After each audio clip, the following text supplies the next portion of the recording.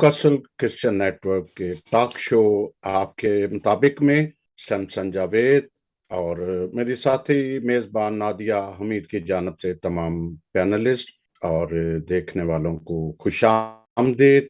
नाजरीन, इस वक्त जो सियासत में आप एक कशीदगी देख रहे हैं, जिसकी अगर हिस्ट्री या तारीख देखें तो तकरीबन ये सियासत में अपोजिशन और हुकूमत में जो कशमकश या सियासी कशीदगी 2013 से अरूज में चलती चलती 2018 में, और फिर तरीके अदम एतमाद कोई गैर कानूनी नहीं, जिसे अमेरिका की साजिश करार दिया गया। और उसके बाद सब जानते हैं क्या हुआ। लेकिन एक बात का जरूर ख्याल रखें कि ये सियासी कशीदगी हमेशा माशरती और आम जिंदगी को डिस्टर्ब करती है, जो किया हुआ है। अगर मैं यहाँ मिसाल एक दूं यूके की, तो यूके में 6 सालों में 5 वजीर आजम चेंज हुए। ना अपोजिशन ने शोर डाला, ना अवाम ने डाला, स्मूथली सारा ये चला गया। लेकिन जब हम बात करते हैं, कंपेयर करते हैं यूके से पाकिस्तान को या किसी और को, तो तब कहा जाता है कि पाकिस्तान को ना ले, तब बड़ी बातें की जाती हैं। लेकिन ये सारा जो एक अपोजिशन में या हुकूमत में कोऑर्डिनेशन ना होना और ऐसे अलकाबात, चोर डाकू, सब कुछ लिहाज ना करना, बिलाकर आज जो भी देख रहे हो लॉन्ग मार्च, इसमें भी बयानियां चलते आए। कैसे आए? पहले जब ये लॉन्ग मार्च चल रही थी तो इसको खूनी मार्च का नाम भी दिया जा रहा था, जो इमरान खान पर कातलाना हमले में साबित हो गई। और हम दुआ गो हैं कि मुल्क को सलामत रहे। तो इसी के साथ मैं नादिया हमीद, जो आज के प्रोग्राम की मेज़बान हैं, आज की फ्राइज उनके हवाले करता हूँ। जी नादिया हमीद साहब, आपका शुक्रिया। जी संतोष साहब, आपका बहुत बहुत शुक्रिया। और साथ ही हम न्यू कैसल क्रिश्चियन नेटवर्क का शुक्रिया अदा करते हैं कि जब भी पाकिस्तान का कोई भी इशू हो, चाहे वो छोटा है या बड़ा है, मिनॉरिटी का है, मेजॉरिटी का है या मुल्की सालमियत का है, तो न्यू कैसल ने अपना ये खिदमात जो है हमेशा दी है। और इस सिलसिले को जारी रखते हुए जो पाकिस्तान की मौजूदा सूरत हाल है, इसके ऊपर एक प्रोग्राम अरेंज किया, लॉन्ग मार्च मार्शियत, इमरान खान पर हमला और उठने वाले सवाल। इस मौजू के ऊपर जो आज हमने अपने मुफक्करीन को मदऊ किया है, उनमें सबसे पहले हैं ख्वाजा जमशेद अमाम। इनका जो थोड़ा सा ब्रीफ सा मैं आपको इंट्रोडक्शन दूंगी। बुनियादी तौर पर ये पीटीआई के रुकन रह चुके हुए हैं, शायर हैं, अदीब हैं, कॉलम निगार हैं और सहाफ़ी हैं। सर, मैं हम आपको अपने प्रोग्राम में वेलकम कहते हैं। Thank you very much. दूसरे जो हमारे गेस्ट हैं, उनका नाम है खालिद। और ये इनका नाम तो सभी हम जानते हैं, ह्यूमन राइट्स के ऊपर इनका काफी ज्यादा काम है, कॉलम निगार है और साथ साथ माशरे में अपनी बेहतरी लाने के लिए बहुत सारे इकदाम भी करते रहते हैं। तीसरे जो गेस्ट हैं हमारे, जो कि अभी तक नहीं हमारे साथ ऑनलाइन हुए और उम्मीद करते हैं कि जल्द ही ऑनलाइन हो जाएंगे, उनमें Kashif Alexander advocate high court है और साथ माहिर कानून है और साथ में ह्यूमन राइट डिफेंडर है। तो जैसा मैंने आपको इंट्रोडक्शन में बताया कि हम आज डिस्कशन करेंगे कि लॉन्ग मार्च, फिर मुआशियत के ऊपर उसके असरात, फिर हमला और फिर उठने वाले सवाल, कि ये फेज जो लॉन्ग मार्च से स्टार्ट हुआ था, जिसको खूनी लॉन्ग मार्च भी कहा जाता है, क्योंकि इसमें आए रोज कोई ना कोई ऐसा वाकयात हो जाता है जो कि मुल्क में एक अजीब सी कैफियत पैदा कर देता है। तो मेरा सबसे पहला जो क्वेश्चन है वो खालिद शहजाद साहब से है। ह्यूमन राइट एक्टिविस्ट भी है और सहाफी भी है, कॉलम निगार भी है। तो मुझे बताइएगा कि ये कहानी शुरू होती है पिछले महीने से, हमारे पास शुरू हुई है 26 तारीख से कि लॉन्ग मार्च स्टार्ट हो गई।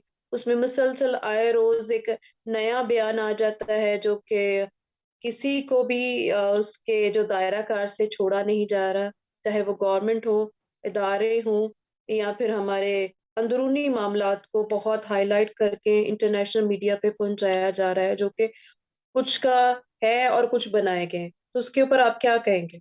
बहुत शुक्रिया नादिया। आपने मुझे शुरू से ही वो कर लिया। तो बात यह है कि सबसे पहले जब सैमसन साहब अपना तारफ करवा रहे थे इस प्रोग्राम के हवाले से, जो उन्होंने एक लाइन खींची है, जो लोगों को बताया कि ये हो रहा है, ये हो रहा है, तो उन्होंने तारीख की बात की है। तो मैं थोड़ा सा तारीख में चला जाता हूँ कि लॉन्ग मार्च आज आज से शुरू नहीं है, लॉन्ग मार्च पिछले महीने से नहीं है। लॉन्ग मार्च की अगर हम तारीख देखते हैं तो नवाज शरीफ ने बेनजीर के खिलाफ लॉन्ग मार्च किया।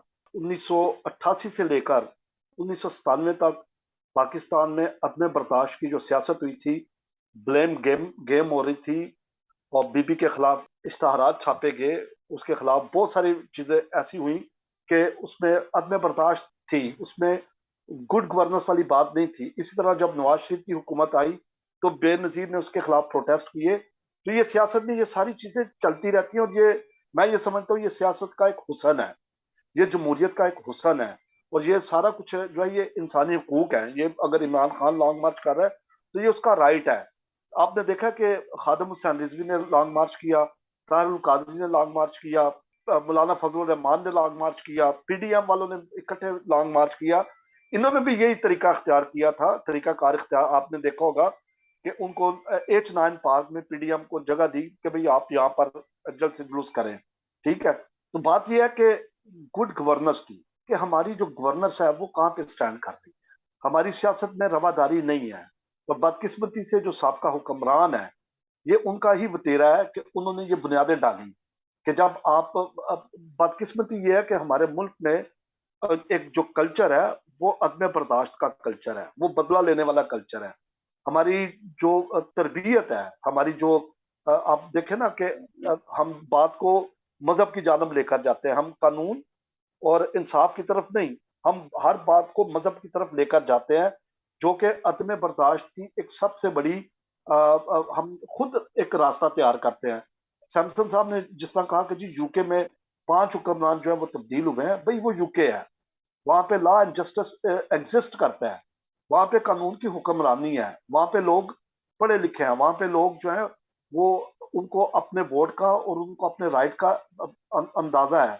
वहां पे सारा सिस्टम जो है वो यूनियन काउंसिल पर है, वहां पे सारा सिस्टम वफाक पे या हुकूमतों के पास नहीं है, एमपीएस के पास पैसे नहीं है। यहाँ पर तो हमारे मुल्क में तो जितने भी हुक्मरान आए, चाहे वो इमरान खान है, चाहे वो नवाज शरीफ था, चाहे वो बेनजीर भुट्टो थी, सिर्फ मुशर्रफ मैं ये सियासी हुक्मरानों की बात कर रहा हूँ, इन्होंने कभी भी सियासी रिफॉर्म्स के ऊपर काम नहीं किया। नादिया साहबा, मैं एक बात का इजाफा करता जाऊं, यूके की असम्बली में यहां तक अल्फाज का चुनाव है कि आप किसी को लायर तक नहीं कह सकते, इस तरह की है। हमारे वहां तो चोर डाकू तो क्या कुछ नहीं कहा जाता, लेकिन आप मॉडल तो होता है, बाद जब एग्जाम्पल देते हैं। तो इसलिए दूसरी लॉन्ग मार्च जो हुई, जो चीफ जस्टिस चौधरी इफ्तिखार जैन को बहाल करने में सबसे बड़ी रैली सामने आई थी, लेकिन वो मंजिल मकसूद से पहुंचने से पहले ही डिसीजन सामने आ गया था। थैंक यू जी। नादिया, मैं कहूंगी शहजाद साहब से रिक्वेस्ट करूंगी कि मेरा क्वेश्चन ये नहीं था कि बैकग्राउंड में क्या हुआ, किस पार्टी ने क्या किया। मेरा क्वेश्चन सिर्फ ये था कि ये जो लॉन्ग मार्च पिछले महीने से स्टार्ट हुई है, आए रोज इस तरह के मुल्क दुश्मन बयानात आते हैं, इसके ऊपर आज के बारे में आप क्या कहेंगे? क्योंकि आप आई मीन आपकी गुफ्तगू से मुझे अंदाजा हो गया है कि आप आपकी एफिलिएशन जो है पीटीआई के साथ है, नहीं लेकिन नहीं मैं नहीं आपसे नहीं एक नहीं नहीं जर्नलिस्ट नहीं होने नहीं क्वेश्चन नहीं कर नहीं रही हूँ। देखिए, जो जर्नलिस्ट है, जो एनालिस्ट होता है, हम्म। उसकी पार्टी कोई नहीं होती, उसने एक पूरे पैरा में देखना होता है कि हो क्या रहा है। अब आप ये देखिए कि अगर इमरान खान गलत बयान दे रहा है तो राना सनाउल्लाह का आज भी आप देख लें, राना सनाउल्लाह ने कल प्रेस कॉन्फ्रेंस में क्या रिमार्क्स दिए हैं, आप ख्वाजा आसिफ ने जो इंटरव्यू दिया है जियो न्यूज पे, उससे क्या रिमार्क्स दिए हैं। बात यह कि ताली दोनों हाथों से बजती है। देखिए, जो बैकडोर राब्ते हैं, जो बैकडोर हमने बातचीत करनी होती है, वो इस वक्त सारे दरवाजे हमने बंद किए हुए हैं, कोई ना कोई विंडो खोलनी पड़ेगी, क्योंकि अब साबका अदवार में भी बैकडोर राब्ते होते रहे हैं, सियासतदान एक दूसरे के साथ कुछ लोग कुछ दो की रवायात बरकरार रखी, लेकिन मौजूदा हुकूमत और मौजूदा ओपोजिशन जो है ये इस तरफ तैयार नहीं है। इमरान खान को एक तरफ अपना वो ये है कि उसके पीछे अवामी कुव्वत है और वो इलेक्शन चाहेंगे तो वो 2/3 अक्से से जीत जाएंगे। दूसरी जानब हुकूमत को ये खौफ है कि अगर इलेक्शन हुआ तो शायद हम इलेक्शन हार ना जाए। लेकिन जो तीसरी कुव्वत है, हमेशा याद रखिएगा, तीसरी कुव्वत जो होती है वो हमेशा सर यहाँ पे बेनिफिट बात हो रही है कि इन बयानात का, नहीं, यहाँ पे बात हो रही है कि इन बयानात का जब हम मुल्क की बात करते हैं, मुल्क होगा तो ये कुर्सियां होंगी और साथ ही ये सारा कुछ चलेगा। तो यहाँ पे सिर्फ लड़ाई जो है मुल्क दुश्मन लड़ाई नजर आ रही है, ना कि सीट की लड़ाई या किसी इदारे की को हर एक इदारे को खींचा जा रहा है। और जो जिनकी वजह से यानी मुल्क की सालमियत को बचा के रख रहे हैं, उनको भी सारे प्रोपेगेंडा के अंदर खींचा जा रहा है। मैं आपसे क्वेश्चन करूंगी ख्वाजा जमशेद साहब से कि आप इसको किस पस मंजर में देखते हैं, कि क्या ये जो बयानात हैं वो हमारी मुल्क की साख को किस तरह डैमेज कर रहे हैं और माशी तौर पर हमें क्या नुकसान पहुंचा रहे हैं। बहुत शुक्रिया Nadia, I am really very thankful to you. सबसे पहले तो आपका बहुत शुक्रिया कि आपने मुझे आज के प्रोग्राम में गुफ्तगू के लिए बुलाया। अच्छा देखिए, गुजारिश ये है कि स्टेटमेंट्स जो होते हैं, बयान जो होते हैं, वो दो तरह के होते हैं। एक वो बयान होता है जिससे हम टारगेट करते हैं गवर्नमेंट, और एक हमारा स्टेटमेंट होता है जो टारगेट करता है स्टेट को। जब आप रियासत को हिट करते हैं ना, तो फिर आप मुल्क की मुफाद के खिलाफ बोल रहे होते हैं। जब आप हुकूमत पे बात करते हैं तो वो डेफिनेटली एक डेमोक्रेटिक प्रोसेस है, और आपका आइन आपको राइट देता है कि आप हुकूमत की कारकर्दगी पे बोले। आप जो पाकिस्तान के डेमोक्रेटिक इंस्टीट्यूशंस हैं उन पे आप अपनी बात करें। मैं पार्टी का फाउंडर मेंबर हूँ। मैंने 26 साल चेयरमैन के साथ गुजारे, तरीके इंसाफ की पोस्टों पे मैंने काम किया है। मगर धरने के बाद, इस्लामाबाद के धरने के बाद एकदम से ये जो स्टडी सर्कल 126 दिन का इस्लामाबाद में हुआ, और उसके बाद 4 साल की एक कैंपेन, और उस कैंपेन में चेयरमैन तहरीक इंसाफ इमरान खान का जो एग्रेशन था, जो गुस्सा था, वो जो सामने आया, तो मैं ये समझता हूं कि जिस बुनियाद पर हमने तालिबान को रिजेक्ट किया, तालिबान को रिजेक्ट करने की वजह क्या थी? तालिबान को रिजेक्ट करने की वजह यह थी कि वो पाकिस्तान का आइन नहीं मानते थे। उनको रिजेक्ट करने की वजह यह थी कि वो खुद के हमले करते थे। उनको रिजेक्ट करने की वजह यह थी कि वो पाकिस्तान के अदारों का एहतराम नहीं करते थे। वो जर्नैलों को कत्ल करते थे, वो फौजियों को कत्ल करते थे, उनकी खोपड़ियों के साथ खेलते थे। तो मैं ये समझता हूं कि एक पॉलिटिकल लीडर जो होता है वो कौम का बाप होता है। वो कभी ये नहीं चाहता कि उसके बच्चे कत्ल हो, वो कभी ये नहीं चाहेगा कि उसके मुल्क में अनारकी हो। याद रखें, ये कायनात का अजली और अब्दी असूल है कि जिस मुल्क में अमन नहीं होगा, जिस सोसाइटी में पीस नहीं होगा, वहां मईशत सबसे पहले बर्बाद होगी। और जब इसलिए मैं मजहबी हवाला तो अक्सर नहीं देता, मगर चूंकि ये पाकिस्तान एक मुस्लिम स्टेट है, इस्लामिक रियासत है, तो देना पड़ेगा कि रसूलुल्लाह ने फरमाया कि गुर्बत से तौबा करो कि ये कुफर तक ले जाती है। जब बदअमनी फैलती है तो उसके नतीजे में गुर्बत आती है, मईशत बर्बाद होती है, उसके नतीजे में डाकू पैदा होता है, स्नेचर पैदा होता है, कातल पैदा होता है, उसके नतीजे में फिर जिस्म फरोशी होती है।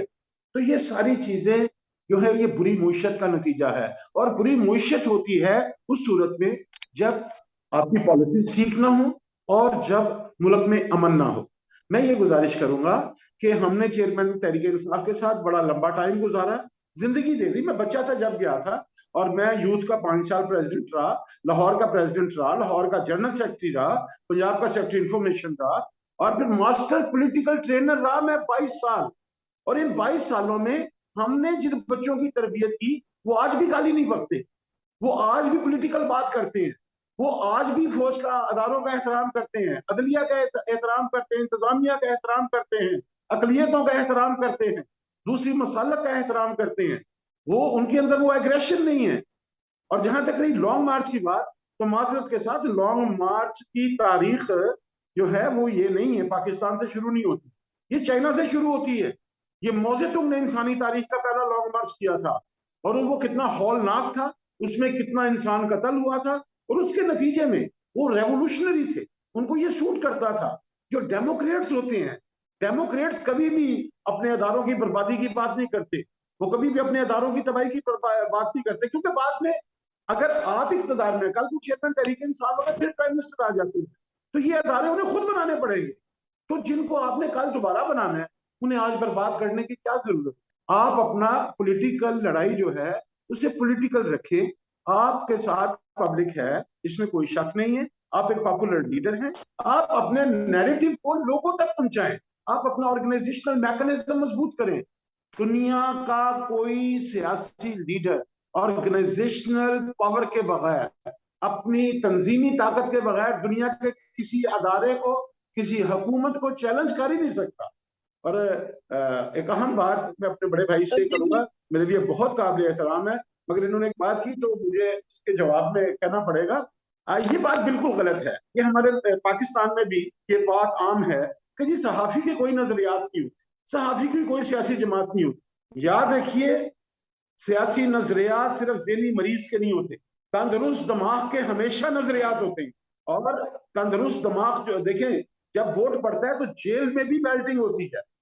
जेल में जो कैदी होते हैं उनका भी जो राइट ऑफ वोट है उसे वायलेट नहीं किया जाता, मगर पागलखाने में वोट नहीं कास्ट किया करने दिया जाता किसी को।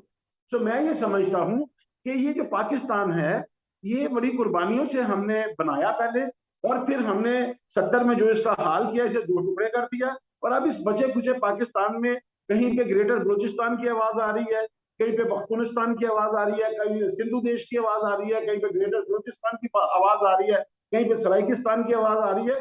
खुदा का वास्ता है, ये वक्त जो है, इस वक्त आप हमें जो है एक कौम बन के सोचना चाहिए। आज हमें नफरतों को खत्म करना होगा।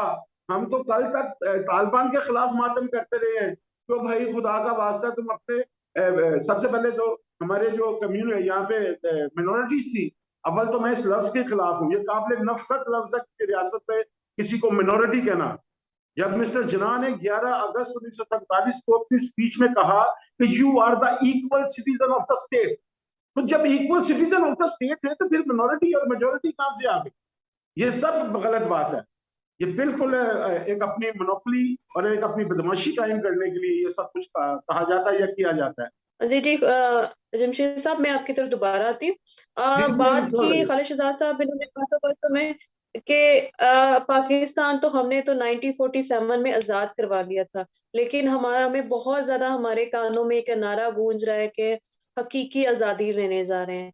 तो क्या आप समझते हैं कि पाकिस्तान या पीटीआई की नजरियात के मुताबिक पाकिस्तान अभी तक किसी के तसल्लुत में है और उसको छुड़ाने की जरूरत है? अगर छुड़ाने की जरूरत है तो पिछले जो 4 साल में इनके दौरे हुकूमत था, तो तब वो क्यों नहीं छुड़वाया गया? बड़ा अच्छा सवाल किया। पहले मैं थोड़ा सा ना, मैं जमशेद साहब से अपने मतलब जो बात उन्होंने किया, मैं उसकी थोड़ी सी उनको दुरुस्त कर दूं। मैंने ये बोला था कि सहाफ़ियों की नजरियात की मैंने बात नहीं की। मैंने बोला था कि सहाफ़ियों की कोई सियासी पार्टी नहीं होती, वो न्यूट्रल होते मैंने हैं। भी ये कहा कि होती है, मैंने भी ये कहा कि होती है, क्योंकि हम वोट देते हैं। हम न्यूट्रल है, वोट देना तो हमारा राइट है, लेकिन हमें न्यूट्रल रहना चाहिए। इसलिए वोट, अच्छा जब पार्टी होती है तो पार्टी भी वोट देते हैं ना सर। अच्छा, अब बात आई नादिया के सवाल की। पाकिस्तान जी जी अभी तक आजाद नहीं हुआ। आप देख लें, क्योंकि हम पैसे मांगने वाले लोग हैं। ये उन्होंने, ख्वाजा साहब ने एक बात कही है कि पाकिस्तान जो है एक मुस्लिम स्टेट है। अब मैं ये कहता हूँ कि पाकिस्तान मुस्लिम स्टेट के बाद अब ये एक जो बदमाशों की स्टेट नहीं होती, हम किराए पे थियोक्रेटिक स्टेट है। हम किराए पे काम करते हैं। जो हमें पैसे देगा हम उसके लिए काम करेंगे। चाहे अमेरिका में पैसे दे, हम अमेरिका के लिए काम करेंगे। हमें चाइना पैसे दे, हम चाइना के मफाद के लिए काम करेंगे। हमें सऊदीज पैसे दे, हम सऊदीज के उसके लिए काम करेंगे। हमें यूके पैसे दे, हम यूके के लिए काम करेंगे। तो अब हमारा हाल ये है। दूसरी बात यह है कि जो मैशियत है, हमारा मुल्क पहले ही जो है वो फॉल्ट जो प्लेट्स हैं उसके ऊपर खड़ा है। जो कुदरती आफात आती हैं, नेचुरल डिजास्टर, हम उसके ऊपर खड़े हैं। अब आप ये देखें कि शबाज शरीफ अभी ये जो ये कॉन्फ्रेंस हुई है शर्म उल शेख में, इसके ऊपर आप अगर आपने देखा होगा तो ये सुने होंगे, तो सुने उसमें सुने। एनवायरमेंट के ऊपर बात हुई है। हमारी जो एनवायरमेंट है, उन्होंने बोला कि ये जो आपके अभी आप कल आपने देखे कि परवेज लाई ने पूरे पंजाब में सर, ये मैंने जो पूछा है कि 1947 में जो पाकिस्तान की तारीख है और हमें पता है कि पाकिस्तान आजाद हो गया था, लेकिन पीटीआई का जो स्लोगन है इस मार्च को स्टार्ट करते हुए कि हम हकीकी आजादी लेंगे, तो अगर हकीकी आजादी लेनी है तो पिछले जो 4 साल उनकी दौरे हुकूमत थी, तब क्यों नहीं ये हकीकी आजादी ली गई? क्या अभी नादिया, हम भी किसी के ठीक हो गया, ठीक हो कैद गया, में हैं? आ गया आपका सवाल जी आ गया। देखें, अगर आप प्रोग्राम तजिए सुने टीवी के पे ऊपर बैठ के, तो आपको एक बड़ी बात आ रही है। बार बार लोग ये बात बता रहे, लेकिन मैं अभी खुल के बात बता देता हूँ। कोई भी क्लियर नहीं कर रहे इस बात को कि वो सब ये कह रहे कि जी एक नई तैनाती होनी है, एक नई तैनाती होनी है, ठीक है। हकीकी आजादी, अब ये हकीकी आजादी तो देखिए एक बयानिया है, हर पार्टी अपना बयानिया लेती है। अभी आप ये देखें कि इमरान खान का जो नया बयानिया आया है उसमें इलेक्शन की बात ही नहीं है। इमरान खान का नया जो बयानिया आया है उसमें इलेक्शन की बात ही नहीं है। उसमें वो चार उसके वो बताल बात है, उसमें वो इलेक्शन से अब निकल गया है, ठीक है। बात यह है कि हम आजाद नहीं हुए 47 से लेकर अभी तक, हम फंसे हुए हैं। हम चूंकि पैसे लेने वाली कौम है, हमने कमीशन पे काम किया है, इसलिए हम हमारी जो मैशियत है, मैं अभी भी आपको बताऊं कि हम बैंक करप्ट होने के बिल्कुल करीब है। और जब अभी भी मियाँ साहब जो है वो लंदन में बैठ के इस चक्कर में कि कहीं ना कहीं से पैसे आ जाएं ताकि हम बैंक करप्ट ना हो, हमारा श्रीलंका वाला हाल ना हो। जहां तक इमरान खान की बात है हकीकी आजादी की, तो वो एस्टेब्लिशमेंट से पाकिस्तान को आजाद करवाना चाहता है कि जो सियासतदान है वो खुल खिला के अपने फैसले खुद करें, उनके ऊपर उनको कोई डिक्टेट ना करे, उनके ऊपर कोई चेक एंड बैलेंस ना हो, उनको कोई पूछने खींचने वाला ना हो। यही ये वो बात करना चाह रहा है। और मैं ये समझता हूँ कि उसको इमरान खान को पीछे से जो बैक से जो सपोर्ट है वो पीटीआई, वो पीपल्स पार्टी मैं की और नून लीग मैं की यहाँ है। पे थोड़ा सा इंटरफेरेंस करूंगा मैं खालिद भाई की बात पे। नादिया साहिबा, जो आपका क्वेश्चन है ना, वो है हकीकी आजादी पे। अच्छा, हकीकी आजादी एक चीज का नाम है पॉलिटिक्स। हकीकी आजादी कहते हैं सिर्फ मुआशी आजादी। मुआशी आजादी के साथ इंसान की तमाम आजादियां जुड़ी होती, ये बात तो ज़हन में रखें। ना कोई अदारा बदमाशी कर सकता है, ना कोई अदारा बदमाश होता है। ये डेमोक्रेसी जो है, ये विल ऑफ द पीपल का नाम है, ये मंशा है अमूमी का नाम है, ये अवाम की मर्जी का नाम है, अवामी ख्वाहिशात का नाम है। दुनिया की कोई एस्टेब्लिशमेंट, दुनिया की कोई फौज अपने लोगों की मर्जी के खिलाफ कर नहीं सकती कुछ। अब अलमिया क्या है? अलमिया यह है कि गुज़श्ता 75 सालों में इस रियासत ने शाहदौला के चूहे पैदा किए। इन्होंने आपको तालीम नहीं दी, इन्होंने आपको एक्सट्रीमिज्म दिया, इन्होंने आपको करप्शन दी, इन्होंने आपको डिसऑनेस्टी सिखाई। हकीकी आजादी का मतलब है सिर्फ और सिर्फ मुआशी आजादी। आपकी मुआशी आजादी के साथ आपकी तमाम दूसरी आजादियां जुड़ी होती हैं। आप ये देखिए, मैं पंजाब में बैठा हूं, आप पंजाब में देख लें, सेंट्रल पंजाब में आजाद जराए रोजगार हैं, यहाँ पे गुलामी नहीं है। यहाँ पे अगर आप मुझे काम से आज मेरा सर बॉस निकाल देगा ना, तो कल मैं किसी दूसरी जगह काम कर रहा हूँ। उसके बरक्स आप जनूबी पंजाब में जाएं, वहां पे जो है लोग गुलाम हैं।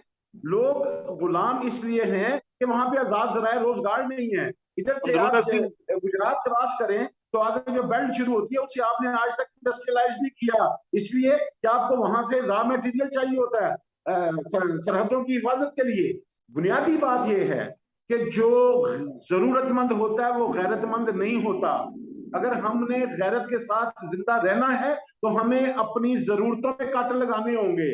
और रही बात ये कि मेरे प्यारे भाई ने, बहुत काबिल इज्जत भाई ने ये कहा कि वो एस्टेब्लिशमेंट से आजादी दिलवाना चाहते हैं, तो प्यारे भाई मैं आपसे गुजारिश करता हूँ, बड़ी दस्तबदस्ता ये मेरे हाथ जुड़े हुए हैं।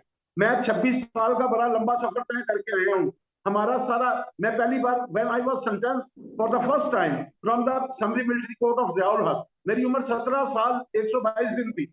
हम तो उस दिन से इनके खिलाफ लड़ रहे हैं। मगर क्वेश्चन ये है कि जब आप जनरल पाशा की गोद में बैठेंगे, जब आप जनरल ज़हीरुल इस्लाम की गोद में बैठेंगे, जब आप जनरल पाशा की गोद में बैठेंगे, जब आप जर्नलों से मिलकर इक़्तिदार लेंगे और इक़्तिदार के बाहर आके जब आप ये कहेंगे कि जनाब मैं आपको हकीकी आजादी एस्टेब्लिशमेंट से दिलवाऊंगा, अरे भाई कौन सी एस्टेब्लिशमेंट?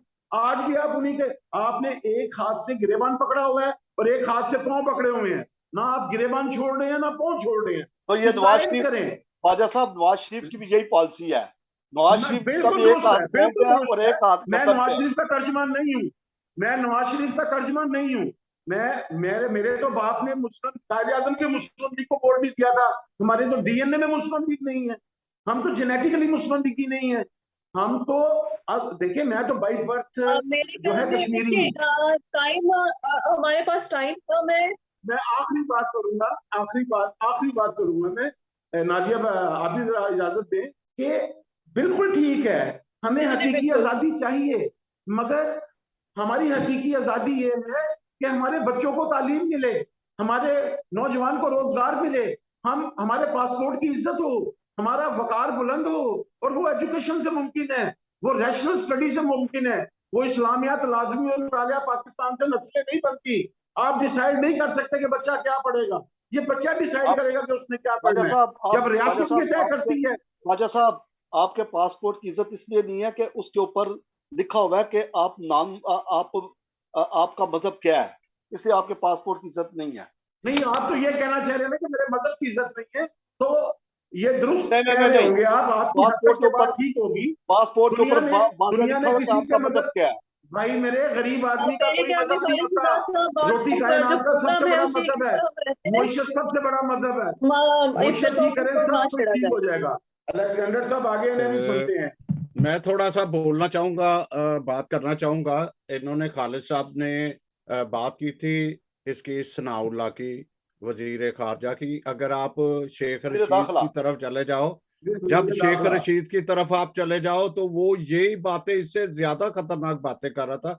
गवर्नर राज की सीधे सीधे कह रहा था कि मैंने कहा कि गवर्नर राज लगा दो आप सिंध में। तो ये कैसे, ये थोड़ा बैलेंस जरूर रखिए गुफ्तगू में। अगर वो करते हैं तो वो भी करते हैं। ये हम किसी एक पार्टी की नुमाइंदगी नहीं कर रहे, खुदा न खास्ता। नहीं हम वो सैमसन साहब, चाहते हैं जी। मैं और आपकी ना बात ही को हम किसी एक पार्टी को मैं टारगेट आपकी कर बात रहे हैं, हम सिर्फ जो है माशी हालात के ऊपर बात कर रहे हैं। अभी हमें काशिफ अलेक्जेंडर साहब ने ज्वाइन किया है, तो मैं उनसे भी राय चाहूंगी कि ये जो हकीकी आज़ादी है और उस हकीकी आज़ादी के मार्शत के ऊपर क्या नुकसानात हो रहे हैं इस लॉन्ग मार्च की वजह से। बहुत बहुत शुक्रिया मैडम नादिया और सैमसन साहब का कि बड़ा एक अजीब सा टॉपिक है हकीकी आज़ादी।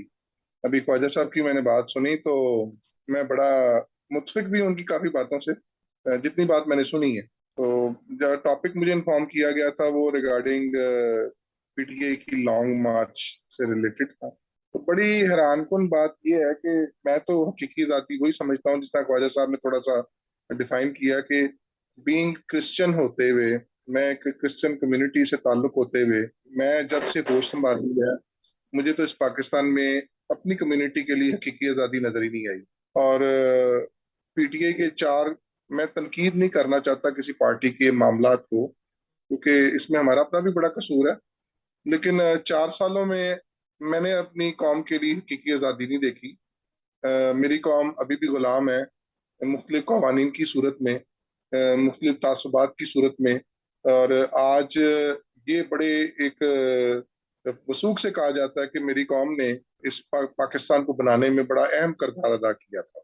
लेकिन हैरानकुन बात यह है कि इसको ना तो कोई लिटरेचर एडमिट करता है, ना कोई लीडर एडमिट करता है, ना ही कोई कानून एडमिट करता है, और बजाते खुद हमें एक लॉलीपॉप दे दिया जाता है जैसे कि हकीकी आज़ादी का लॉलीपॉप अब एक पार्टी दे रही है। तो वो लॉलीपॉप जो है वो कुछ लोगों के सामने बिक गया है और वो लोग चल रहे हैं और उसी को लेके आगे बढ़ रहे हैं। लेकिन मैं क्योंकि इसको पैरामीटर एक पराये में देखता हूँ और वो अपनी कौम से रिलेटेड पराये में देखता हूँ सिर्फ। वरना मुझे याद है कि मैं टीवी पे आजकल मुख्तलिफ मबासे देखता हूँ और कितनी आसानी के साथ इस्टेब्लिशमेंट, फौज, एजेंसी के मुतल्लिक हम बड़ा ओपनली बयान देते हैं और बड़े हैरानकुन किस्म के बयान सुनने में आते हैं। मैं बतौर मसीही होते मैं सोच क्या, मैं हिम्मत भी नहीं पा सकता कि मैं ऐसी कोई बयानात की तरफ सोचूं। मुझे अच्छी तरह वाकया याद है कि यूहन्नाबाद के अंदर बम धमाका हुआ था और वो बम धमाके के अंदर जो उन खानदानों के साथ हुआ जुलूस जलसे के बाद, उन फैमिलीज की, हमारी बहनों, बहुओं, बेटियों की जो इज्जतें पामाल हुई और जो पुलिस ने जाके उनके घरों में छलांगे मारी और जो जिल्लत उठानी पड़ी बावजूद कि हम विक्टिम थे और हम मुल्जम बन गए। तो उस हालात में हकीकी आज़ादी ये तो मेरी कौम को कोई नजर नहीं आई। 1947 से लेकर आज तक एक कानून नहीं बनाया किसी पार्टी ने भी। तो मैं तो हकीकी आज़ाद नहीं हूँ। मैं एक झंडे में सफेद नुमाइंदगी जरूर देता हूँ, लेकिन मुझे कहाँ हकीकी आज़ादी मिली। मुझे कहते हैं 25 आर्टिकल के तहत तमाम इंसानी हकूक मुझे अवेलेबल है।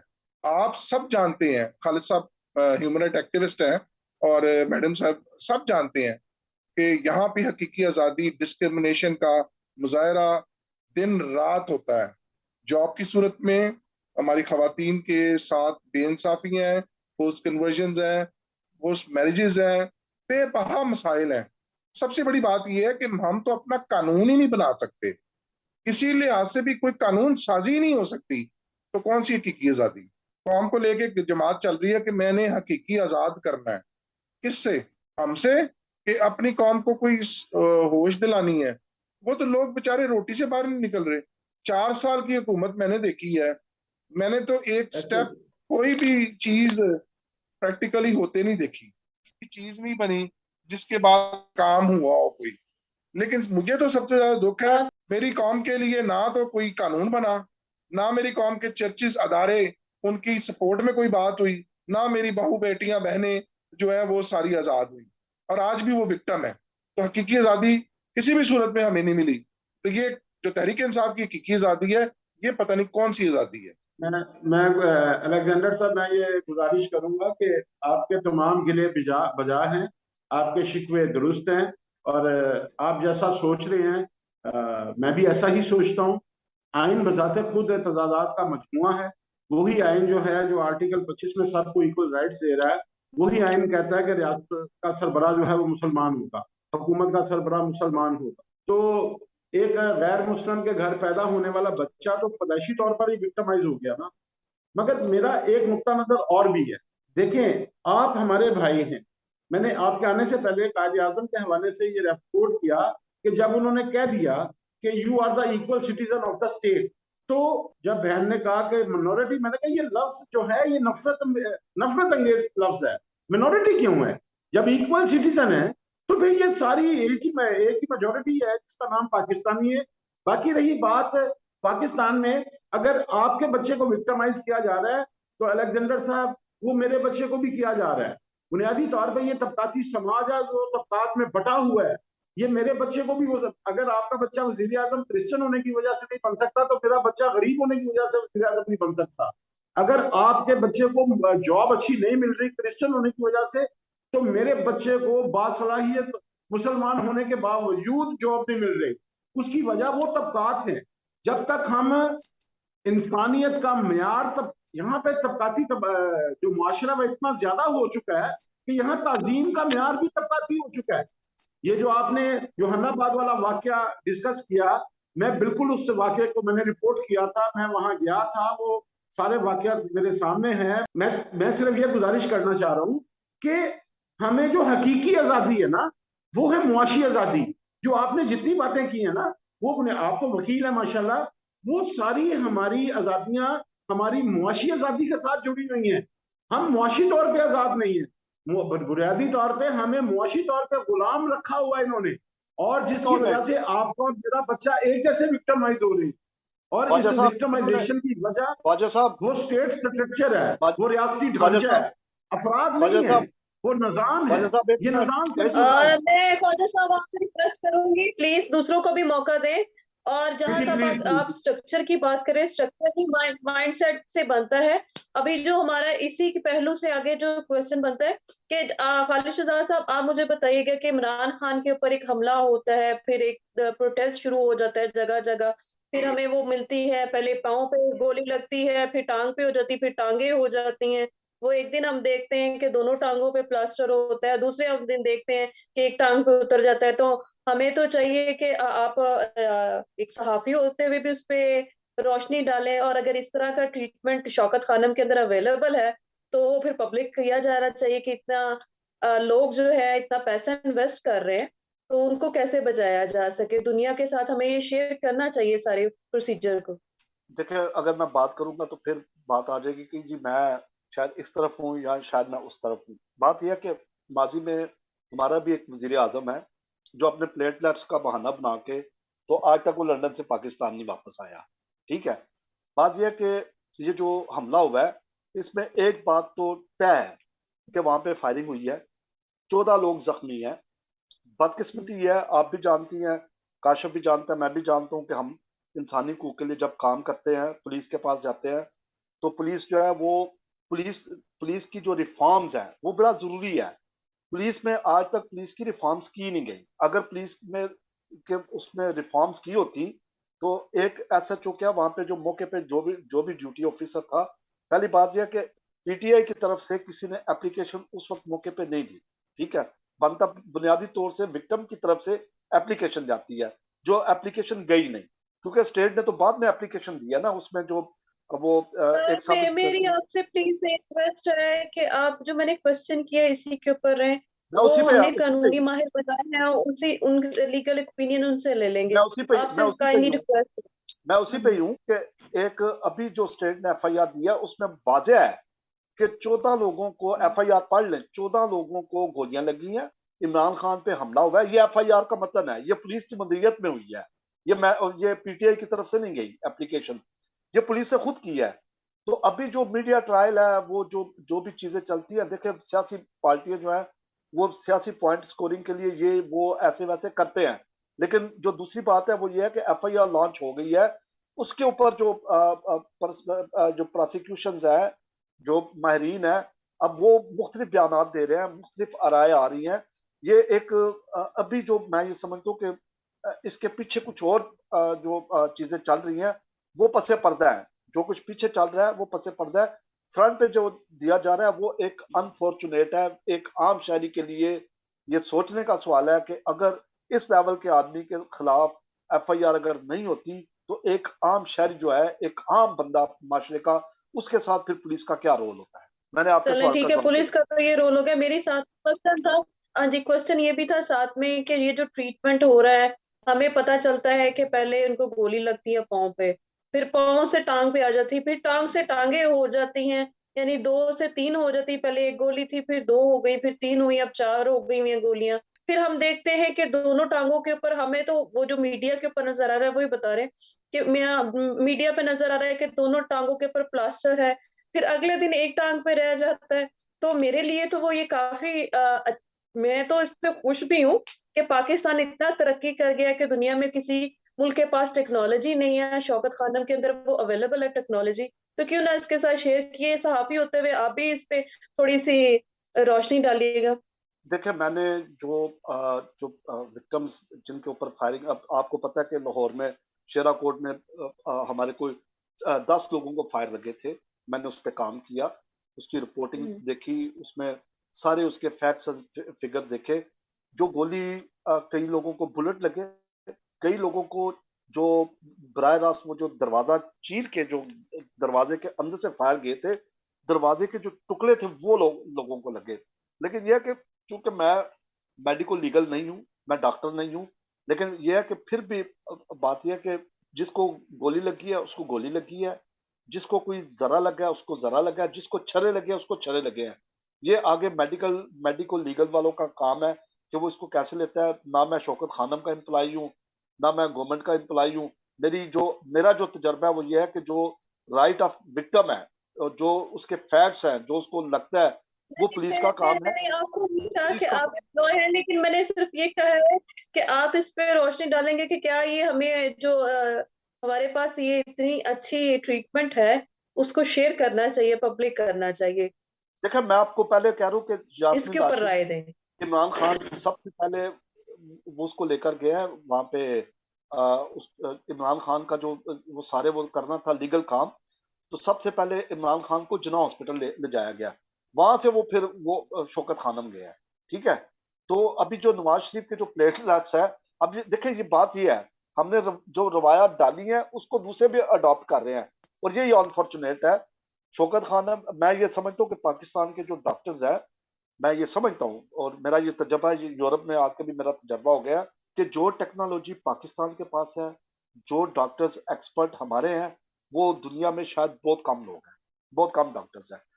जी जमशेद साहब, मेरा आपसे क्वेश्चन है कि ये जो सारा कुछ है, एक हमला होता है, बंदे को मुसलसल उसकी स्टेटमेंट मेडिकल लिहाज से चेंज हो रही है, तो क्या ये मेरी नजर में या आपकी नजर में आप उसको क्या पोर्ट्रेट करते हैं? क्या ये वाकई में रियल इंसिडेंट है या मुल्क को के खिलाफ एक साजिश में एक और कदम बढ़ाया जा रहा है? आप उसको क्या कहते हैं? देखिए, मैं, अगर आप ये सवाल आपका मुझसे है तो मैं तो इस पे बिल्कुल क्लियर हूँ कि 112 के जिस मुलाजिम ने सबसे पहले चेयरमैन तहरीक इंसाफ को ट्रीटमेंट किया जिनका, उसने बताया कि उनके राइट साइड की पिंडली पे एक छोटा सा कट है, और उस बंदे को बाद में इन्होंने मुअत्तल भी कर दिया। तो अब अगली बात जो है, हम पंजाब आपके साथ अलेक्जेंडर साहब बैठे हैं, खालिद साहब बैठे हैं, ह्यूमन राइट्स के लोग भी हैं, वकील भी हैं, आप खुद कानूनदान हैं, तो ये कहानियां, ये रिपोर्टें, ये मेडिकल ये सब कुछ चेंज होता रहता है। और मैं इसे इंतहाई संजीदगी से आपको बताता हूँ, as a founder member of PTI, मैंने इमरान खान को जिंदगी में बहुत करीब से देखा है, लोगों ने जो उसे दूर से देखा है या गरूर से देखा है, हमने उसे बड़ी मोहब्बत से देखा और बड़े पास से देखा है। तो मैं ये समझता हूँ कि ऐसा कुछ नहीं है, he is perfectly all right, and right now वो जो है अपने बच्चों के साथ टाइम गुजार रहा है, और अगर वो इतना ही लॉयल है, अगर वो हकीकी आजादी चाहता है, तो ये मुल्क उसके बेटों का भी है ना। तो बेटे आए हुए हैं, तो अगर वो खुद नहीं जा सकता तो उसके जवान बेटे जो हैं वो तंदुरुस्त है ना। मुअज्जम जो शहीद हो गया वजीराबाद में, जो मर गया बेचारा, जिसके 3 छोटे छोटे बच्चे उसके पास खड़े अपने बाप की लाश उठा रहे हैं, उनको देख के चेयरमैन साहब गैरत कर लेते और अपने कासम और सलमान को भी भेज देते कि जाओ बेटा, एक दिन तुम भी पाकिस्तान की हकीकी आजादी के लिए लड़ाओ। ये सारा फेक है, फक्टिशियस है, प्रीपेयर्ड है और प्लान्ड है, कॉन्स्पिरेसी है, साजिश है। और मैं इसके अलावा कुछ, देखें, मेरे जिस्म पे मुख्तलिफ औकात में 4 बुलेट्स लगे, मुख्तलिफ औकात में लाइफ में। तो मैं ये एज अ जर्नलिस्ट ये बात समझता हूं कि जब जिस्म पे फायर लगाओ तो अगले 72 घंटों तक, बल्कि उससे भी ज्यादा, जब आप बोलते हैं या बॉडी को जर्क करते हैं ना, तो आपके जख्म तक पेन जाती है, और वो पेन आपके चेहरे पे भी आ जाती है, जिसे हम बॉडी लैंग्वेज का हिस्सा करार देते हैं कि अब ये अपनी पेन के साथ गुफ्तगू कर रहा है। तो चेयरमैन साहब के साथ ऐसा कुछ नहीं है, वो बिल्कुल ठीक है और तंदुरुस्त है। बाकी हॉस्पिटल भी उनका था, डॉक्टर सुल्तान भी उनके थे, वो पहले उनके एडवाइजर भी रहे हेल्थ के। और बाकी जहां तक बात की इन्होंने के रिफॉर्म्स की, कि पुलिस को एफआईआर ये वो, तो 3.5 साल चेयरमैन साहब रहे, वो 26 साल हमारे साथ यही बातें करते रहे कि पुलिस रिफॉर्म्स करेंगे, जुडिशियल रिफॉर्म्स करेंगे। 3.5 साल अवाम ने दिए थे, उनको कर लेना चाहिए था, उन्होंने नहीं किया। अगर नहीं किया तो आज इसका मातम तहरीक इंसाफ को मेरे समेत खुद करना चाहिए, ना कि हम किसी और का जाके गिरेबान पकड़ना शुरू कर दें। और बिल्कुल भाई ने, अलेक्जेंडर ने बिल्कुल ठीक कहा कि 3.5 साल हमने अजाब झेला है।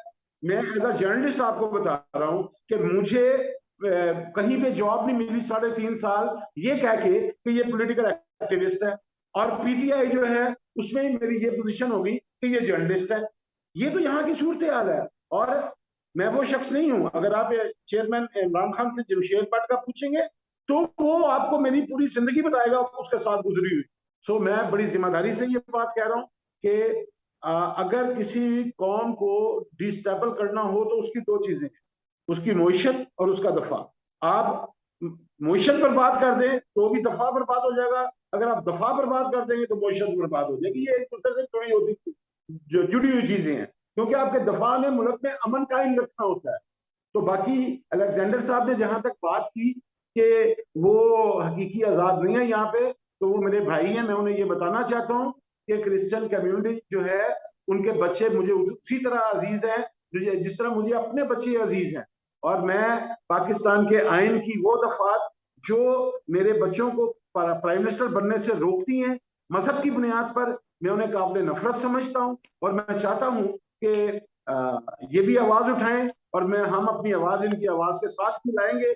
और आने वाले दिनों में पाकिस्तान को अगर हकीकी आजादी दिलवानी है तो खुदा का वास्ता है पाकिस्तान की मईशत को बेहतर करें।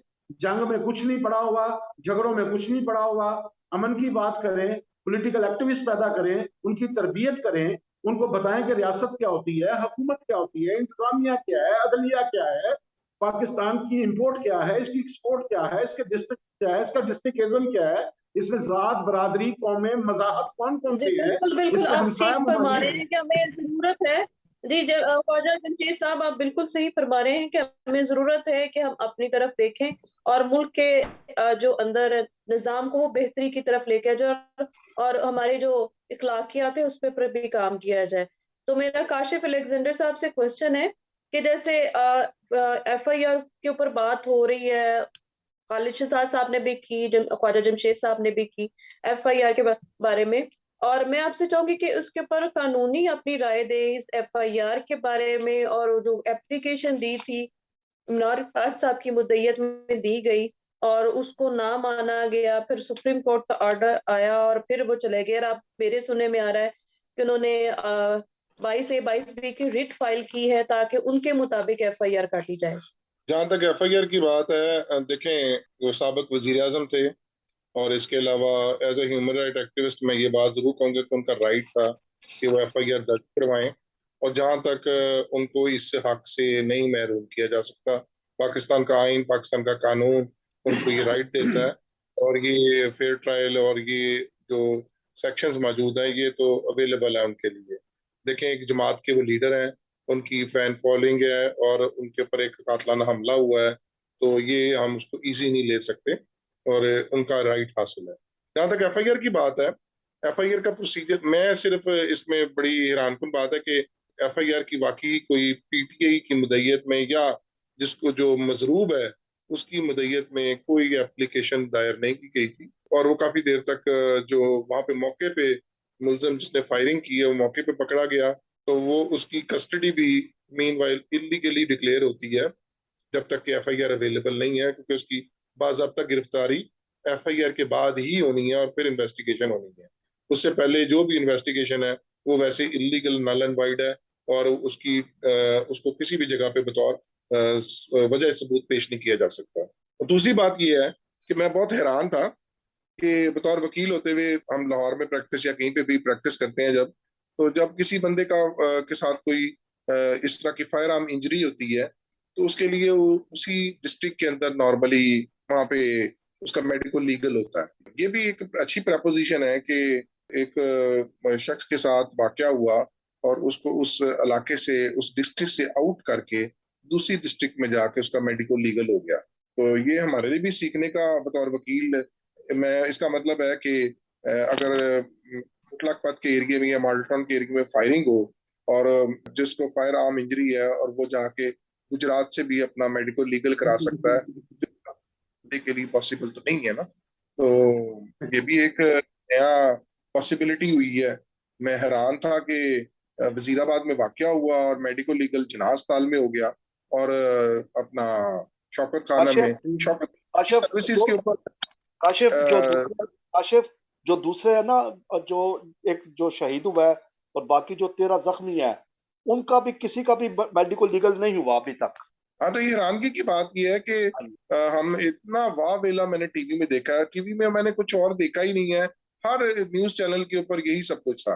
और दूसरी बात बड़ी अहम है कि शौकत खानम की बात करते हैं, शौकत खानम की सर्विसेज वाकई बहुत अच्छी हैं, और इसमें कोई शक भी नहीं है। उसको शौकत खानम को डिस्कस करना बजाते हॉस्पिटल मेरे ख्याल में जाती होगी। ये एक बहुत अच्छा मंसूबा था, और इसमें नो डाउट के लोगों को वहां पे सर्विसेज मिल रही हैं, और बेपनाह लोग उससे फायदा उठा रहे हैं। तो सियासत में जाके एक खिलाई इदारे को क्रिटिसाइज करना गैर मुनासिब है मेरी जात के मुताबिक। और जहां तक इमरान खान साहब की बात है, तो वो अपनी जिंदगी में सियासी इख्तलाफात उनके साथ लोगों के हो सकते हैं बहुत सारी चीजों में, लेकिन शौकत खानम इनका एक अच्छा एक्ट है, और शौकत खानम की वजह से लोग फायदा भी उठा रहे हैं।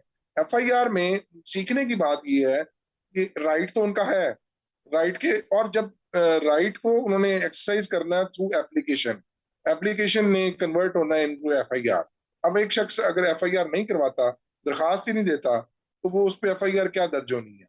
और अगर वो दरखास्त देता है तो बजाते खुद 3 आला ऑफिसर्स का नाम लेता है, तो अब इल्जाम लगाना उसमें खासकर एजेंसी के या एस्टेब्लिशमेंट का या पाक फौज के एक शख्स का नाम बीच में डाल देना, तो ये भी सरियन मेरे जात के मुताबिक जाती है, क्योंकि पाक फौज का मैं बहुत बड़ा हमायती हूँ। और जहां तक मैंने मुख्तलिफ जगह पे देखा है, उन्होंने बेपनाह कुर्बानियां दी हैं। आज मैं अपने कमरे में बैठा और हम लोग सारे बैठे गुफ्तगू कर रहे हैं, तो वो पाक फौज की वजह से ही है जिन्होंने सरहदों पे हमारी सेफ्टी दी हुई है, और ये मुल्क जो सस्टेन किया हुआ है। रियली दुख है कि हमने इतनी आसानी के साथ टीवी के अंदर मिलाइन किया है, और एक अदारे को हर लिहाज से क्रिटिसाइज किया है। हमें कोई हक हासिल नहीं है कि उन शोधा के खून को आप इस तरह क्रिटिसाइज करें? जाके बॉर्डर पे देखें, जाके हमारे बच्चे जो कुर्बानियां दे रहे हैं, हमारे भाई कुर्बानियां दे रहे हैं, हमें किसी लिहाज से भी आका असल नहीं है। पॉलिटिकल क्रिटिसिज्म करना अपनी जगह पे है, लेकिन अदारे की क्रिटिसिज्म या उनकी शोहदा की क्रिटिसिज्म करना, मैं उसको बहुत, मैं समझता हूँ हमारे मुल्क के साथ ज्यादती है। बीइंग क्रिश्चियन होते हुए हमारे क्रिश्चियन शोहदा मौजूद है, हमने कुर्बानियां दी हुई हैं इस कौम के लिए, हम वहां पे हम उन शोहदा के खून के साथ इस तरह ज्यादती कर रहे हैं, ये बहुत ज्यादती है। मैंने अपनी जिंदगी में, मेरी देखिए 25 साल प्रैक्टिस हो गई है, इस दौरान मैंने कभी किसी और अदारे को अंदर ये इस तरह ओपनली अदारे के मुतालिक बात करते नहीं देता। और मैं कहता हूँ पाक फौज का भी हौसला है कि उन्होंने कोई ऐसा रिबर्टल में बात नहीं की और क्रिटिसिज्म को सीना तान के उसको बर्दाश्त किया है। और ये, लेकिन मैं एक आम शख्स खड़ा होकर अगर क्रिटिसाइज करता होता तो मैं पता नहीं जेल की सलाखों में क्या, मेरे साथ पता नहीं क्या कुछ हो चुका होता। मैं कभी भी नहीं भूल सकता मेरी कौम के मुख्तलिफ वाकयात, मेरी कौम के साथ जो कुछ हुआ है और उनके साथ रगड़े निकले में, जिस तरह आप कॉलोनियों को जला दिया गया और उनकी जो FIR का हाल हुआ और उनके गवाहान का हाल हुआ, आज तक किसी शख्स को सजा नहीं मिली। काशिफ साहब, मुझे तो एक ये बात बातें करनी जो है। है वो हम सोचते समझते नहीं है, और वो सोचे समझे बगैर बड़ी आसानी से बात कर देते हैं। अब खालिद साहब देखें, ह्यूमन राइट एक्टिविस्ट है, इन्होंने बहुत सारे वाकयात के अंदर जाके अपनी कम्युनिटी के लिए वर्क किया हुआ है, और जो ज्यादती होती है हम उस हकीकी आजादी को कहाँ ढूंढते फिर रहे हैं। हम भी इस मुल्क के शहरी हैं, हम इस मुल्क के शहरी हैं, हमें आइन ने, कानून ने सेफ्टी दी हुई है, लेकिन कहाँ पे हमें सेफ्टी मिलती है। हमारे लिए तो कानून अलग है, इसलिए हमारे सोचते हुए लिए सोचना कानून अलग चाहिए है। कि क्या बातें कर रहे हैं। काशिफ साहब, मुझे एक बात करनी है। ये देखें, ये इन्होंने जिक्र किया कि बाकियों जी जी की क्यों सैमसन साहब FIR नहीं बोलिएगा। कटी। ये सारे का सारा तो वफाक के अंडर तो नहीं था, ये तो सूबाई हुकूमत के, और हुआ भी वजीराबाद के पास हुआ, जो कि आता ही पंजाब गवर्नमेंट के अंडर था। उस इसका मतलब है कि पंजाब पंजाब हुकूमत के गवर्नमेंट के सारा। अंदर आता है। पंजाब गवर्नमेंट के आई अंडर आता था, और डायरेक्टली पंजाब गवर्नमेंट जो है वो तो PTI की है, और वो करवा सकते थे, लेकिन क्योंकि आईजी वजीराबाद की आईजी धरती, गुजरात पंजाब की ने धरती, आईजी इन्होंने पंजाब अपने ने खून यहाँ से नौजवान दिए में पाक फौज को, और वहां से लोगों के शोहदा की खून है शामिल। गुजरात बहुत बड़ा, जहाँ पे मेजर अजीज भट्टी की तरह के शहीद मौजूद है, तो वो अपना, ऐसा तो कभी नहीं हो सकता कि आप मिलाइन करने के लिए एक अदारे के का नाम दे दें बीच में। तो ये अच्छा चीजें, काशिफ, मैं एक सियासी बात, तौर पे बातें कुछ और है और फैक्चुअल बातें कुछ और है। मैं इजाफा कर देता हूँ कुछ ये FIR के मतलब। देखें, जो जब कोई मजरूब होता है तो कानून ये है कि FIR से पहले उसका मेडिकल टेस्ट होता है। बाकी जी जितने जी, भी बिल्कुल 13 लोग हैं, बिल्कुल।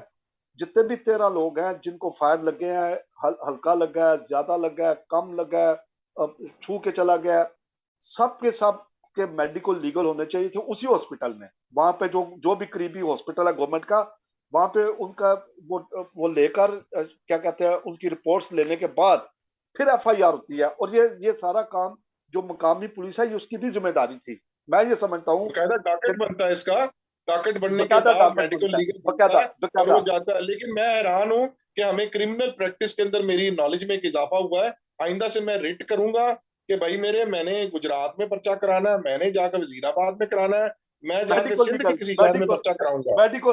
देखिए, अभी मैं आपको थोड़ा सा पीछे बताता हूँ। शादरे में एक मैं बंदे के, मेडिकल लीगल करवाऊंगा। अच्छा, शादरे में एक लड़के जी थैंक यू। को खालिद शहजाद साहब, मेरा आपसे एक क्वेश्चन है। जी खालिद शहजाद साहब, प्लीज मेरा क्वेश्चन ले लीजिएगा।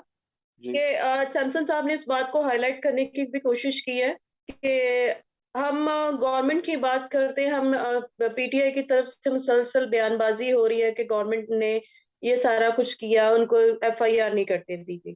लेकिन जो बात की जाए, इंसिडेंट होता है वजीराबाद में, जो वजीराबाद जो है वो आता है पंजाब पंजाब को के अंदर, और पंजाब के अंदर जो गवर्नमेंट है वो PTI के ही वजीर आला है, चौधरी परवेज इलाही, जिनके वो अंडर आता भी है, वो वहां के रेजिडेंट भी हैं, और वो सारा कंट्रोल जो है वो पंजाब का उनके हाथ में है।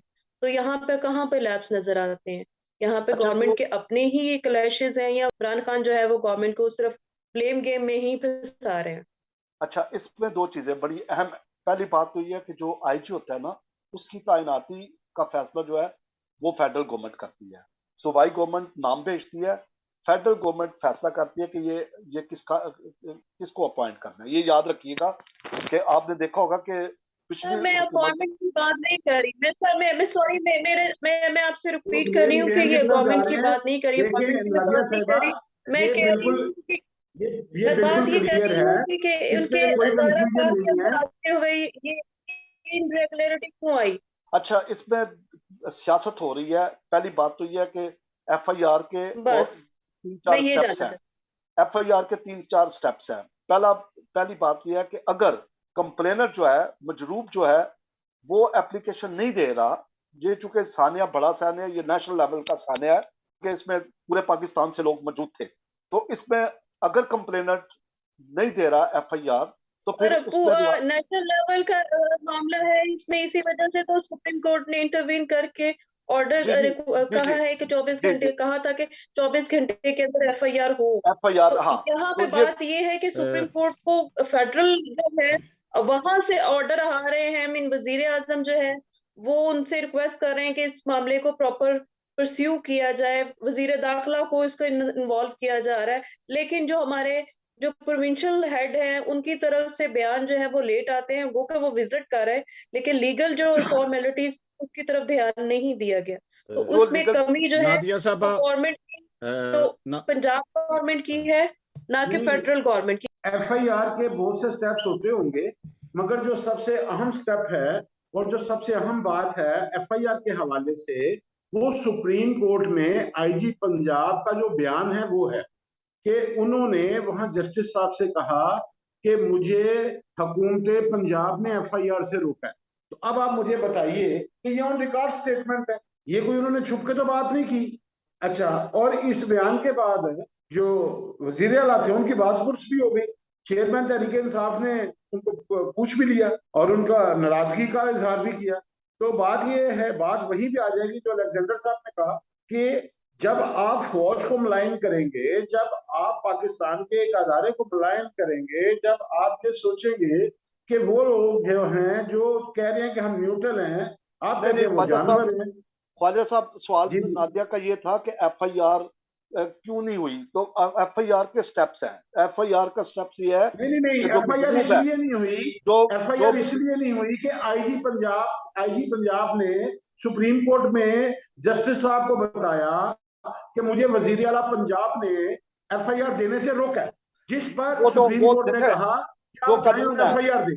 नहीं, जो कानून है, हम अभी कानून की बात करते हैं कि नहीं एफआईआर नहीं, कानून देखिए, कानून बनाना और बच्चे पैदा करना दुनिया में बड़े आसान काम है, कानून पे अमल दरामद करवाना और बच्चे पालना ये बड़ा मुश्किल काम है। तो मैं गुजारिश ये कर रहा हूँ कि पाकिस्तान में जब एक शख्स और इमरान खान ने बाकायदा सरजनिश की है वजीर आला पंजाब की कि ये आपने एफआईआर क्यों रोकी है, और एफआईआर रुकने की वाहद वजह ये नहीं थी नहीं नहीं, कि मुझे ये आपने बताएं उसमें एफआईआर दी किसने है? एफआईआर एप्लीकेशन किसने दी थी? फिर मुझे ये बता दें।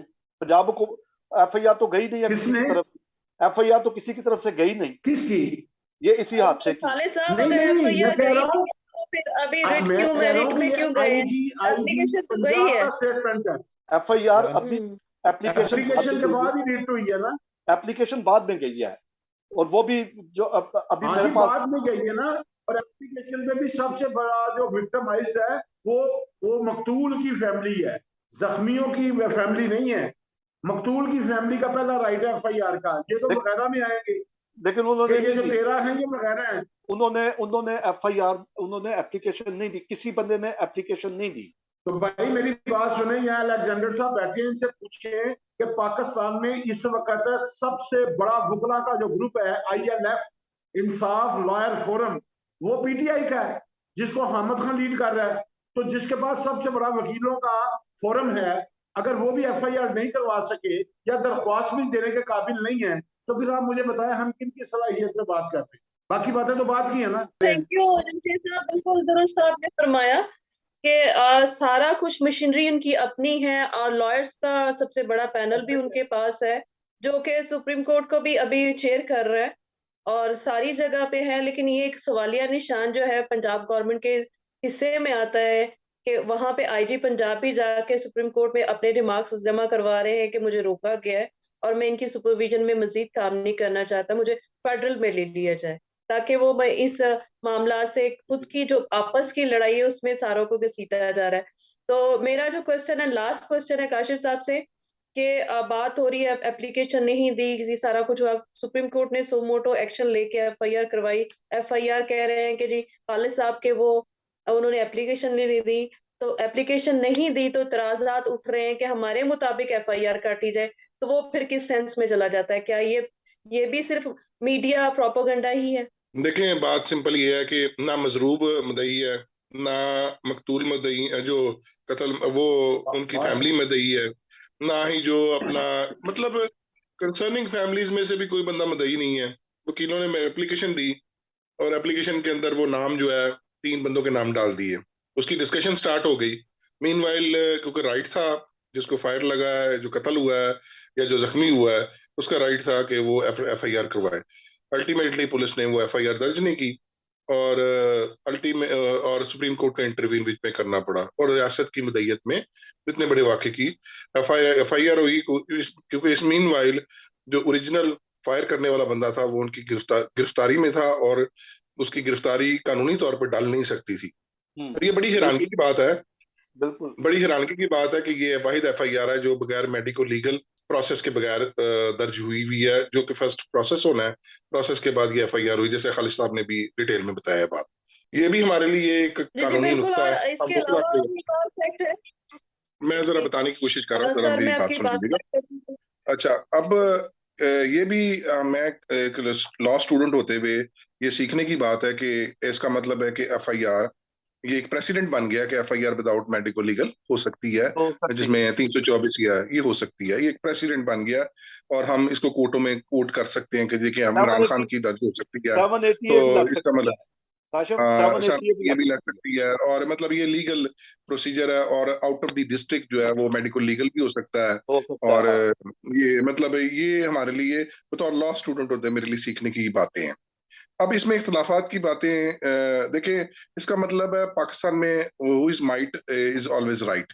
तो हम तो माइट नहीं है, हम तो गरीब लोग हैं, तो इसलिए हम कभी भी राइट नहीं है। और जहां तक पाक फौज की बात करते हैं और मिलाइन करते हैं हमारे सिक्योरिटी इदारों की, तो ये एक बड़ा ही अजीब सा मैटर है कि हमें अपनी पाक फौज पे फख्र करना चाहिए, वो हमारा फख्र है और उसके मुतालिक बात करते हुए 100 दफा सोचना चाहिए।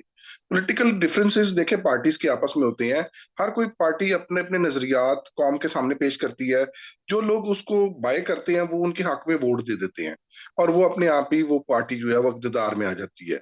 लेकिन हमें इन पॉलिटिकल डिफरेंस को इतनी हद तक नहीं जाना चाहिए कि हम अपने स्टेट के पिलर्स को हिला दें। अब देखें, आप खुद ही इसी बात से अंदाजा करें कि जब मैं किसी शख्स की एफआईआर कराने बतौर अपने साहिल की एफआईआर कराने के लिए जाऊंगा, तो क्या मेरे दिमाग में ये बात नहीं आएगी कि इमरान खान के लिए इतना कुछ कानून की तमाम जाब्ता फौजदारी की तमाम सेक्शंस को पसे पुश्त रख दिया गया, तमाम प्रोसीजरल लॉ को पसे पुश्त रख दिया गया, तो मेरे क्लाइंट को जो कि जेन्युइन मजरूब है या पर है, उसको क्यों नहीं ये राइट दिया जा रहा? मेरा जाती सवाल है बतौर वकील होते चीफ जस्टिस सुप्रीम कोर्ट से कि ये राइट मेरे क्लाइंट के पास क्यों नहीं है, या मेरे ये जब मैं तबकाती अगर निजाम किसी में यही है ना। गांव के बच्चे के लिए जो अगर फायर लगने से कत्ल हो गया है, तो उसको ये फैसिलिटीज क्यों नहीं मिल रही?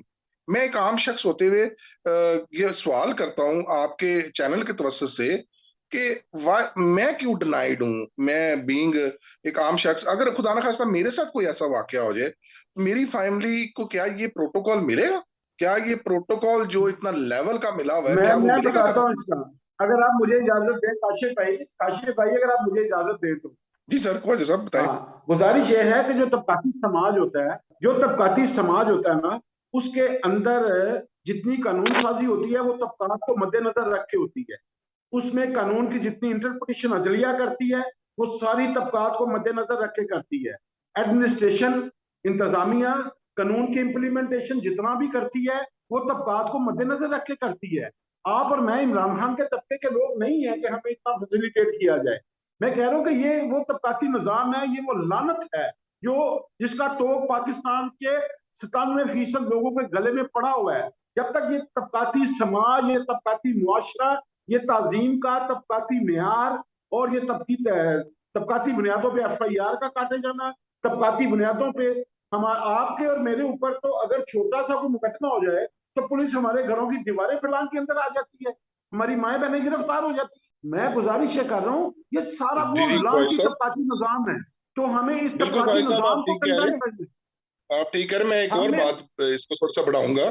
जी जी कल मैंने खबर देखी अपना तबकाती निजाम या ऐसी ग्रुप जो कि बेनिफिशियरी होल्डर है या ओबलाइज्ड पर्सन, अशराफिया। जैसे कल मियां मोहम्मद नवाज शरीफ साहब को कल सफारती पासपोर्ट इशू हो गया अच्छा और हो गया। टेक्निक उनको इशू हुआ और मुझे इससे एतराज नहीं है कि इशू क्यों हुआ, लेकिन मैं अगर सजा याफ्ता, अगर मैं जाती तौर पर सजा याफ्ता होता और मैं मेडिकल के लिए पाकिस्तान से बाहर गया होता और मैं उस ग्रेस को खिलाफ वर्जी करके बैठा होता और टेक्निकली मुझे कोर्ट ने इश्तिहारी डिक्लेयर किया होता, क्या मैं सफारती पासपोर्ट ले सकता था?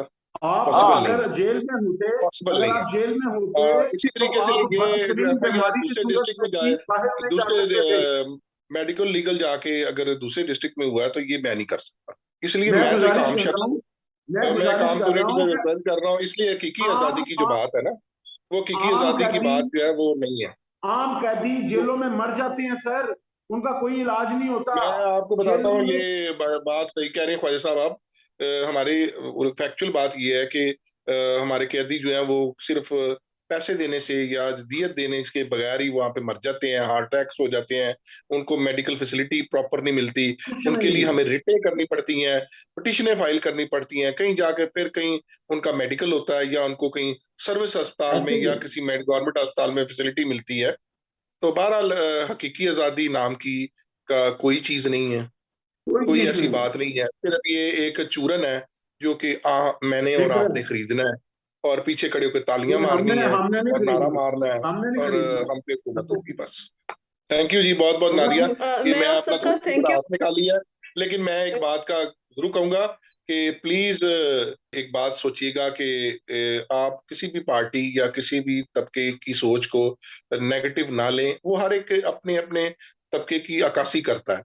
तो अपने अपनी यहाँ पे पार्टी। हम एक general violation of human rights की बात कर रहे हैं कि in the parameter of the FIR। तो अगर हम उसको लिहाज से सोचें तो ये एक मुस्बत अपना निशिस्त है। वरना मुख्तलिफ पार्टी के मुख्तलिफ लोग जो इस प्रोग्राम को देख रहे होंगे वो इसको अपनी अपनी पार्टी की सोच का इख्तलाफ देंगे और जाती अटैक करेंगे कि जी फलां बंदे ने ये कहा, फलां बंदे करने ने ये तो कहा। हमें उससे कोई लेकिन फर्क नहीं हम पड़ता। लेकिन हमें बतौर यहाँ पे जिस नशिस्त के लिए बैठे हुए हैं लोगों की बताने के लिए, उसमें यही है कि तबकाती जंग और ये जो ओबलाइज्ड लोग या फेवरेबल जो अपर क्लास जो है, तो वो दे अशराफिया, कैन गेट बेनिफिट, अशराफिया। और हम आम लोग जो हैं वो हकीकी आज़ादी का जो नारा सुन के पीछे लगे हुए हैं और जो हम मुख्तलिफ लोगों मुख्तलिफ पार्टीज के साथ अटैच है, तो वो फैक्चुअली एक आम आवाम की आवाज नहीं है। आम आवाज ऐसे के ही मसाइल फर्क है, आम आवाज के आम आवाम की मसले फर्क है, और मिनॉरिटीज में मैं अगर क्रिश्चियन कम्युनिटी की बात की उसके तो मसाइल शदीद ही फर्क है, और वो आज तो तक सर एक हमारे पिसी भी हुई शरीर कौम है ही है, और पिसती जा रहे हैं। वाले हमारे साहब भी शरीर आप ही तो देखे, मैं आपको बात है। करूंगा तो you are in majority, we are in minority. Minority no बेचारी नो तो नो नो, तरला ही आई कर सकती आई है, डोंट तो कंसिडर तरला इट। ही कर रही है, मैं और आज आप लोगों आपको के आगे तरला ही पाकिस्तान, है कि भाई हमें मार जी, मैं रहे हैं, मैं आप आपको आपने दोनों भी से कोई रिक्वेस्ट हिस्सा दिया हुआ करूंगी है। कि इसके थैंक मैं यू। आपको जी जी, पाकिस्तान मैं का रिक्वेस्ट मोतबर करूंगी आप तरीन दोनों से शहरी कि हम समझता हूँ, नेक्स्ट एक प्रोग्राम रिस्पेक्टेबल सिटीजन अरेंज समझता करेंगे। हूँ, इक्वल सिटीजन ऑफ जी द जी, स्टेट ख्वाजा समझता साहब। हूँ आपको। जी जी, मैं चाहूंगी कि हम एक सेंसर साहब से रिक्वेस्ट करूंगी कि नेक्स्ट भी एक निश्चित रखी जाए जिसमें ये अकलियत और मिनॉरिटी और मेजोरिटी के ऊपर बात की जाए और ख्वाजा साहब को मदऊ किया जाए, क्योंकि ख्वाजा साहब का जो नॉलेज है वक्त की कमी की वजह से हम उनको सामने नहीं लेके कम आ मत सके। कीजिए। और साथ में खालिद शहजाद साहब जो हैं उनको भी टाइम चाहिए था। काशिफ साहब ने लेट ज्वाइन किया, लेकिन फिर भी मेरे ख्याल में अभी भी कुछ बहुत सारे ऐसे पहलू हैं जो कोई डिस्कस नहीं हो पाए। तो आप सबसे आपका शुक्रिया करूंगी मैं अदा। और साथ में ये भी कहेंगे कि मेरे नजदीक ये जो FIR हुई है, ये सारा कुछ हुआ प्रोसीजर, वो वाकई में ही अनोखा है कि एक अटैक होता है, उसमें सारा कुछ प्रोसीजर जो भी होता है हम सब ने देखा। फिर उसके बाद बंदा जो है जिसने फायर किया वो सबके मीडिया के सामने आके कन्फेशन भी करा, वो पुलिस की गिरफ्त में है। उसके बाद जाके सुप्रीम कोर्ट की वजह से FIR आती नहीं, है नादिया और फिर वो FIR के नादिया एप्लीकेशन ना देने वाला कह रहा है कि एप्लीकेशन मेरे मुताबिक FIR नहीं हुई। तो नादिया ये तो एक हमने कानून की जो नादिया स्टूडेंट्स हमने हैं यानी अक्सर लॉयर हैं उनके लिए एक वाकई ये मिसाली केस होगा और जरूर ये मुल्क की तारीख चेंज करने में अहम किरदार अदा करेगा। नादिया हमने अक्सर ये बाकी देखा जगह था। तो हकीकी आजादी नहीं आई, लेकिन CPC के अंदर यानी क्रिमिनल प्रोसीजर में आजादी आ गई है। अच्छा नादिया, हमने अक्सर प्रैक्टिस की है कि जो डाइंग डिक्लेरेशन होती है ना, वो होती है वो बड़ी काबिल।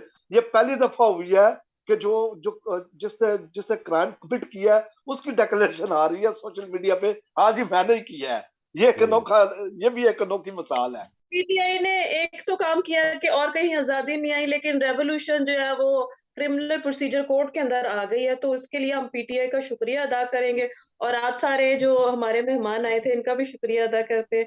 और मैं देती हूँ जो है सैमसन साहब से कहूंगी कि बाकायदा तौर पे इस चैनल की तरफ से आप भी शुक्रिया इनका अदा करते हैं।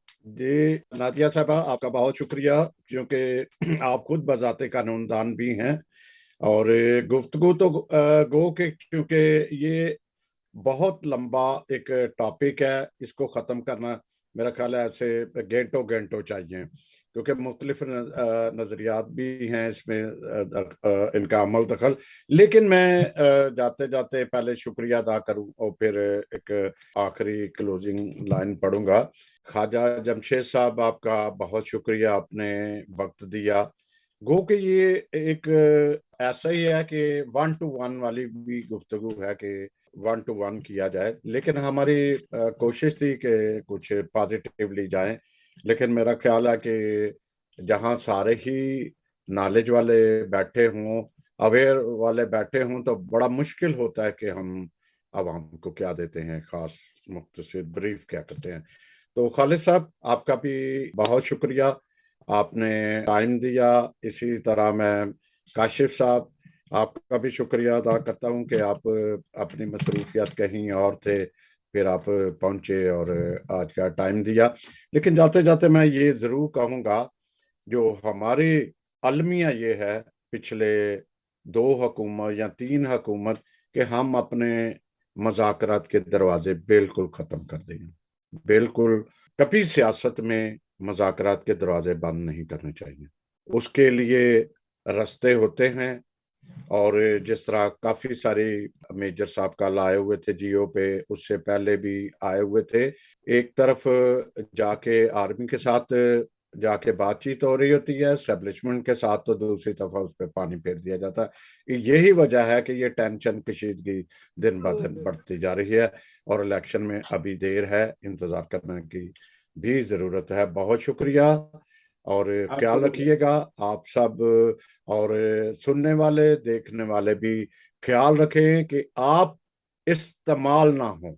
आप सोच सकते हैं, आपकी सोच है कि आपको क्या करना चाहिए, और जरूर सोचिए, सिर्फ ये ना हो। और मैं स्पेशल एक मैसेज देना चाहूंगा, जो मगरब में या ओवरसीज में रहते हैं, पाकिस्तानी रहते हैं, वो दूसरी दुनिया को अपना तमाशा ना दिखाएं, उनको एक अच्छा नमूना दें, बल्कि पाकिस्तान को कहें कि इन मुल्कों से कुछ सीखें। यहाँ पे क्या, पाकिस्तान जिंदाबाद, और खुदा आप सबका हामी नासिर हो। Thank you.